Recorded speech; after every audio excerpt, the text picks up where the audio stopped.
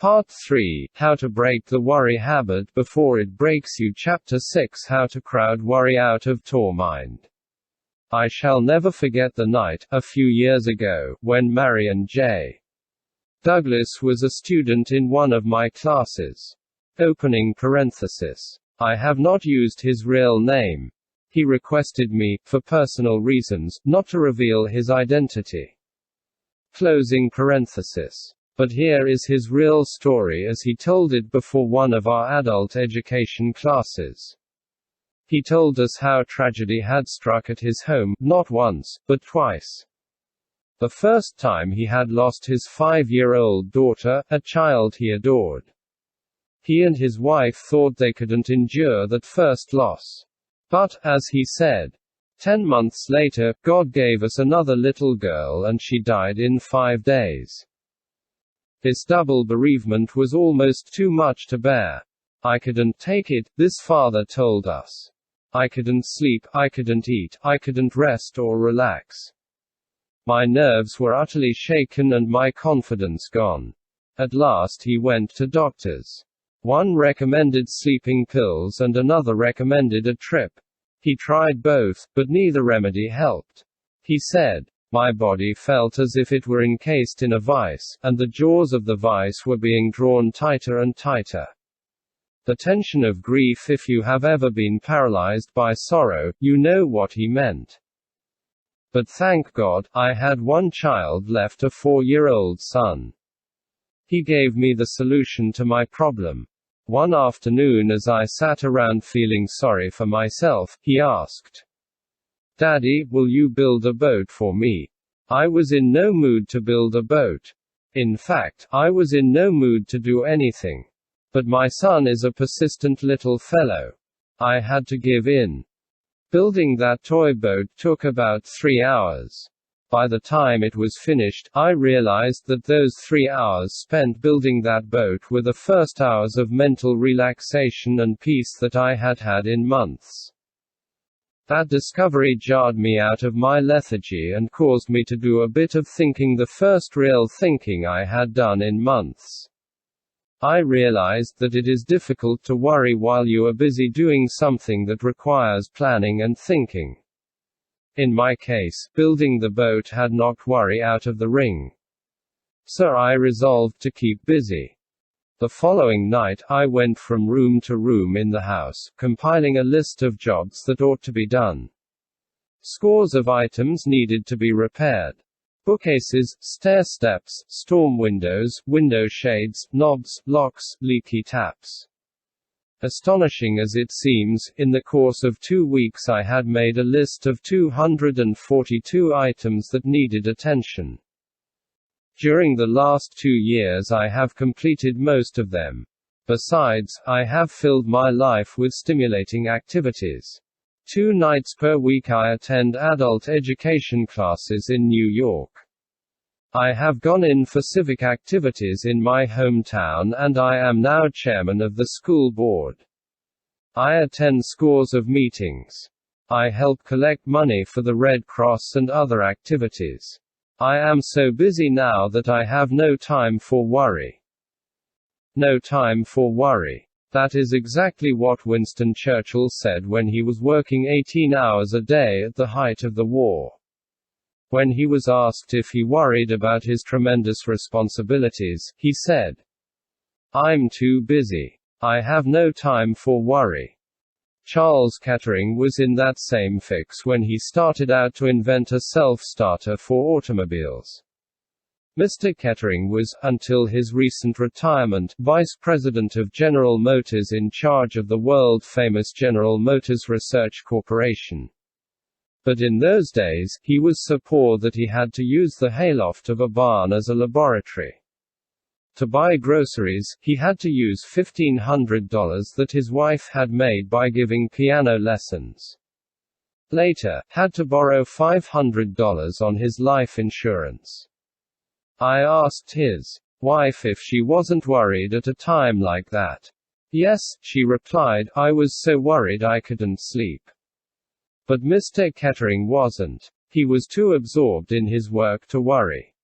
The great scientist, Pasteur, spoke of the peace that is found in libraries and laboratories. Why is peace found there? Because the men in libraries and laboratories are usually too absorbed in their tasks to worry about themselves. Research men rarely have nervous breakdowns. They haven't time for such luxuries. Why does such a simple thing as keeping busy help to drive out anxiety? Because of a law, one of the most fundamental laws ever revealed by psychology. And that law is that it is utterly impossible for any human mind, no matter how brilliant, to think of more than one thing at any given time. You don't quite believe it?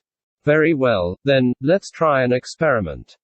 Suppose you lean right back now, close your eyes, and try, at the same instant, to think of the Statue of Liberty and of what you plan to do tomorrow morning. Opening parenthesis. Go ahead, try it.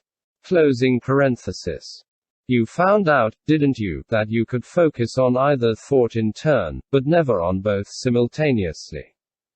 Well, the same thing is true in the field of emotions. We cannot be pepped up and enthusiastic about doing something exciting and feel dragged down by worry at the very same time. One kind of emotion drives out the other. And it was that simple discovery that enabled army psychiatrists to perform such miracles during the war.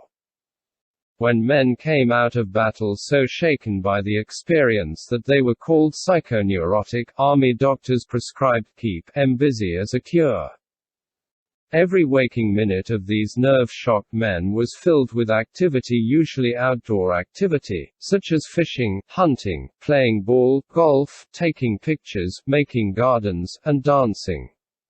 They were given no time for brooding over their terrible experiences. Occupational therapy is the term now used by psychiatry when work is prescribed as though it were a medicine. It is not new. The old Greek physicians were advocating it 500 years before Christ was born.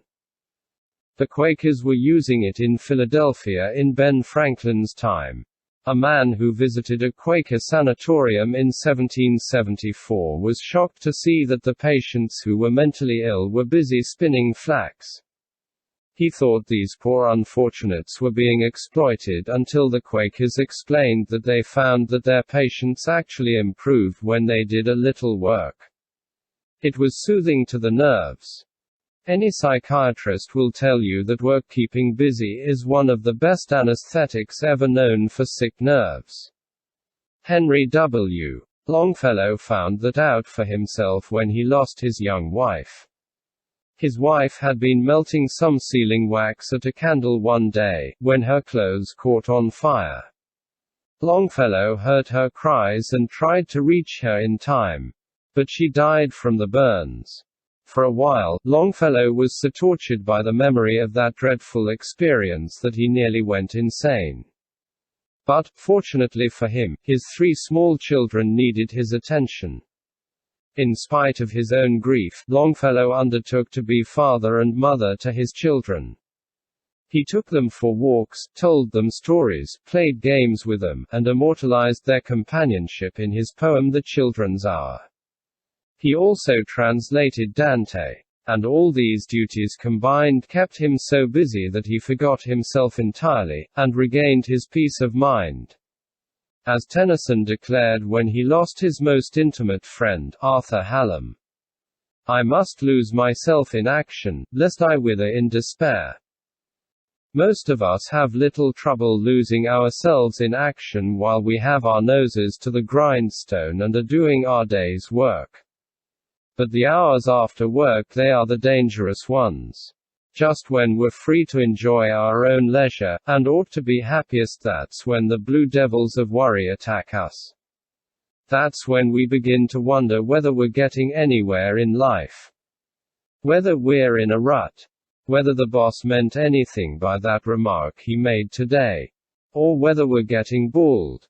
When we are not busy, our minds tend to become a near vacuum. Every student of physics knows that nature abhors a vacuum.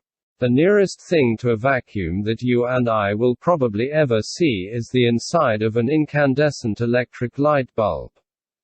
Break that bulb and nature forces air in to fill the theoretically empty space. Nature also rushes in to fill the vacant mind. With what? Usually with emotions. Why? Because emotions of worry, fear, hate, jealousy, and envy are driven by primeval vigor and the dynamic energy of the jungle. Such emotions are so violent that they tend to drive out of our minds all peaceful, nappy thoughts and emotions. James L. Mursell, professor of education, Teachers College, Columbia, puts it very well when he says, "Worry is most apt to ride you ragged not when you are in action, but when the day's work is done. Your imagination can run riot then and bring up all sorts of ridiculous possibilities and magnify each little blunder. At such a time," he continues, "your mind is like a motor operating without its load.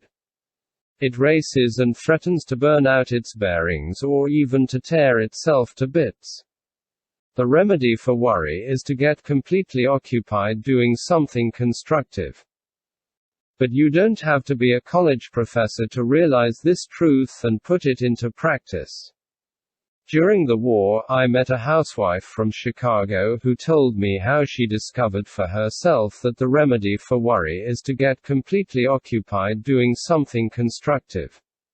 "I met this woman and her husband in the dining car while I was traveling from New York to my farm in Missouri." Opening parenthesis. Sorry I didn't get the names. I never like to give examples without using names and street addresses, details that give authenticity to a story. Closing parenthesis. This couple told me that their son had joined the armed forces the day after Pearl Harbor. The woman told me that she had almost wrecked her health worrying over that only son. Where was he? Was he safe? Or in action? Would he be wounded? Killed? When I asked her how she overcame her worry, she replied, "I got busy." She told me that at first she had dismissed her maid and tried to keep busy by doing all her housework herself. But that didn't help much. The trouble was, she said, that I could do my housework almost mechanically, without using my mind. So I kept on worrying.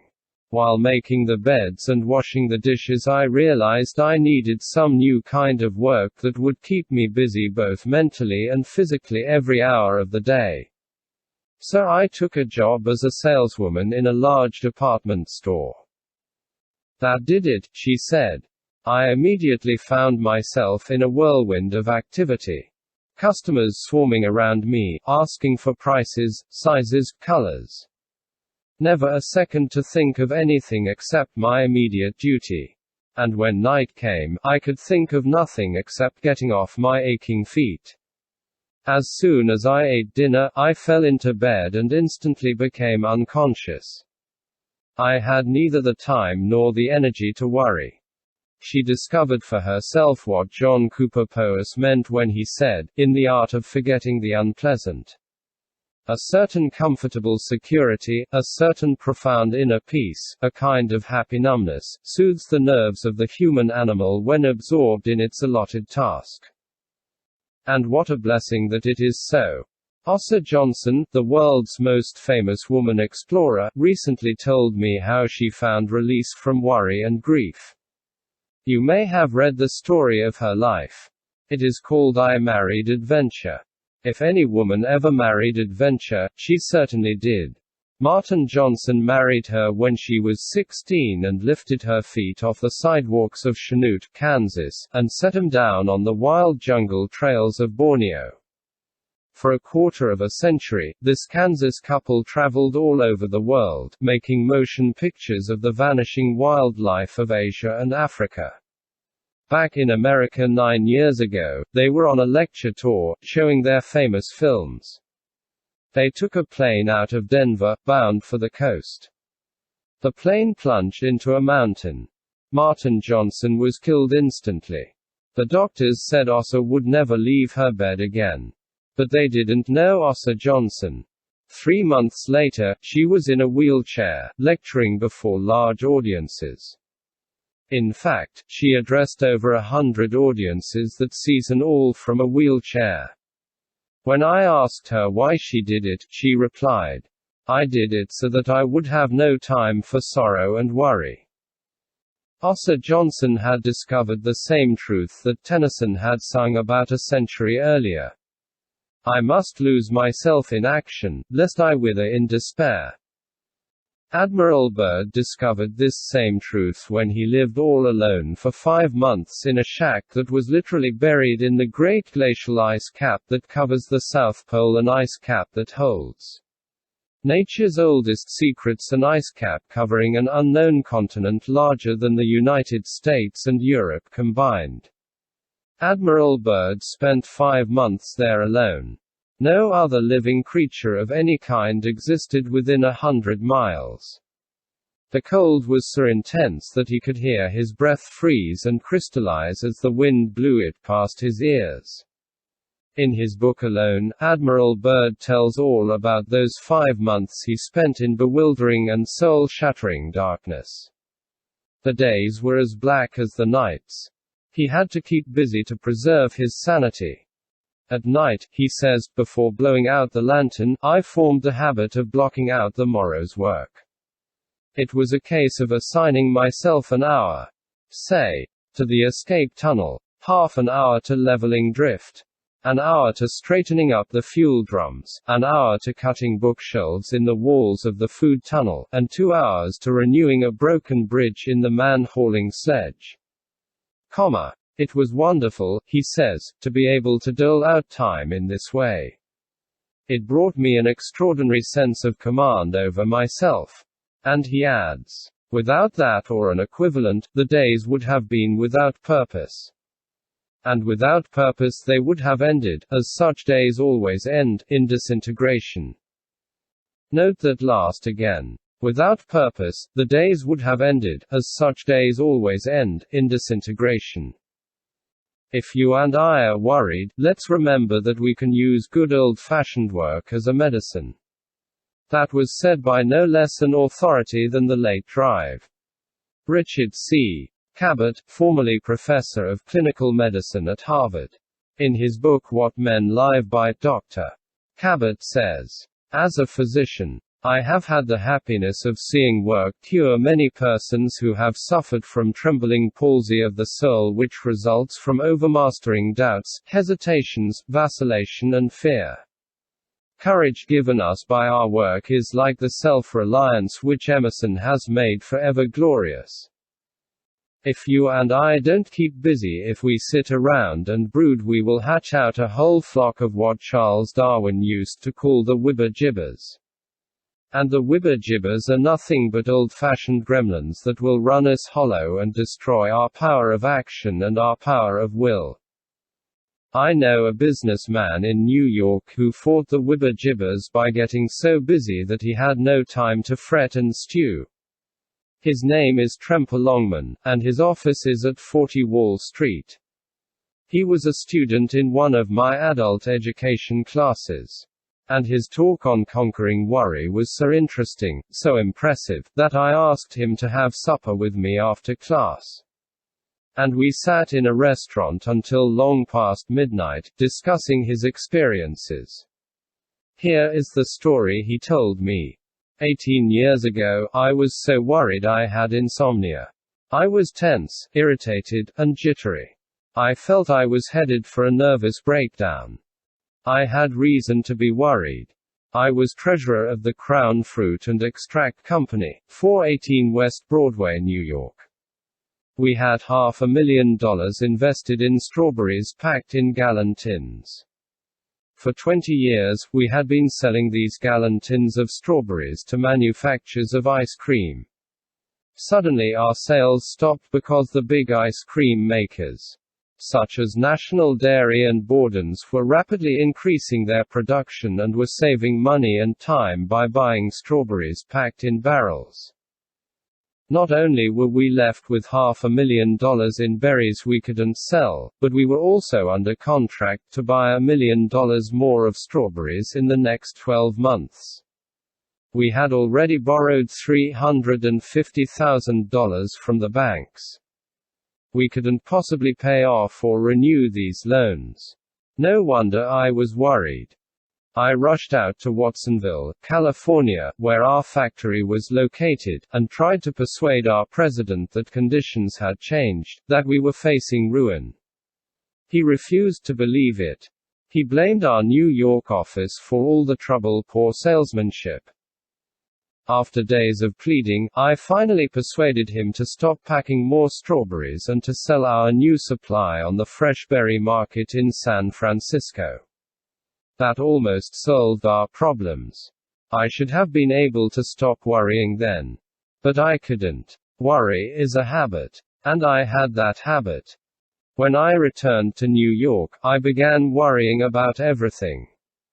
The cherries we were buying in Italy, the pineapples we were buying in Hawaii, and so on. I was tense, jittery, couldn't sleep. And, as I have already said, I was heading for a nervous breakdown. In despair, I adopted a way of life that cured my insomnia and stopped my worries. I got busy. I got so busy with problems demanding all my faculties that I had no time to worry. I had been working 7 hours a day. I now began working 15 and 16 hours a day. I got down to the office every morning at 8 o'clock and stayed there every night until almost midnight. I took on new duties, new responsibilities. When I got home at midnight, I was so exhausted when I fell in bed that I became unconscious in a few seconds. I kept up this program for about 3 months. I had broken the habit of worry by that time, so I returned to a normal working day of 7 or 8 hours. This event occurred 18 years ago. I have never been troubled with insomnia or worry since then. George Bernard Shaw was right. He summed it all up when he said, "The secret of being miserable is to have the leisure to bother about whether you are happy or not. So don't bother to think about it. Spit on your hands and get busy. Your blood will start circulating. Your mind will start ticking, and pretty soon this whole positive upsurge of life in your body will drive worry from your mind. Get busy. Keep busy. It's the cheapest kind of medicine there is on this earth and one of the best." To break the worry habit, here is Rule 1: keep busy. The worried person must lose himself in action, lest be wither in despair.